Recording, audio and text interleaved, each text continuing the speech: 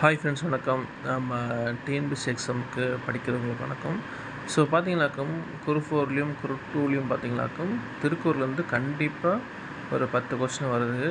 So அது பார்த்தீங்கன்னாக்கும் நீங்கள் ஒரு நல்ல ஆத்தர், உங்களுக்கு பிடிச்ச ஆத்தராக ஒரு திருக்குறளில் ஒரு புக் வாங்கிக்கிங்க.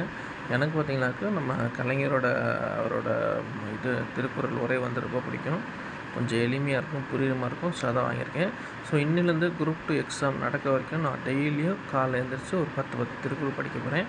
ஸோ ஏன்னா 10 கொஸ்டினுங்க நம்ம வந்து மற்ற இதுலேருந்து எங்கேருந்து எடுக்கிறாங்கன்னே தெரியாத கொஸ்டின்ஸு. ஆனால் நமக்கு பார்த்திங்கன்னா 10 கொஸ்டின் இந்த ஒரு புக்கிலேருந்து கண்டிப்பாக வந்துடும். ஸோ அதனால் நம்ம டெய்லி ஒரு 10 கொஸ்டின் வந்து இதில் படிக்கலாம், ஓகேங்களா?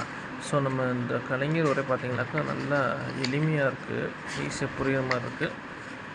ஓகே, உங்களுக்கு எது பிடிச்சிருக்கோ வாங்கி படிங்க. இப்போ நான் என்ன சொல்ல வந்தேன்னா, டெய்லியும் நம்ம வாழ்க்கையில் காலை எழுந்திரிச்சு ஒரு 10 திருக்குறள் சும்மா வாசித்து விடுங்க. வாசித்து விட்டாவே உங்களுக்கு வந்து யூஸ்ஃபுல் ஆகும். ஸோ திருக்குறள் எப்படி படிக்கலான்னா, ஃபஸ்ட்டு பார்த்திங்கனாக்கும் அதோட அர்த்தத்தை போட்டு படிச்சுட்டே இருங்க. அதுக்கப்புறம் பார்த்திங்கனாக்கும் திருக்குறளை லைட்டாக வாசித்து விடுங்க. அதுக்கப்புறம் அப்படியே கொஞ்சம் கொஞ்சம் படிச்சோம்னா ஈஸியாக வந்துடும், ஓகேங்களா? ஸோ இந்த வீடியோ பிடிச்சா லைக் பண்ணுங்கள். Thank you friends.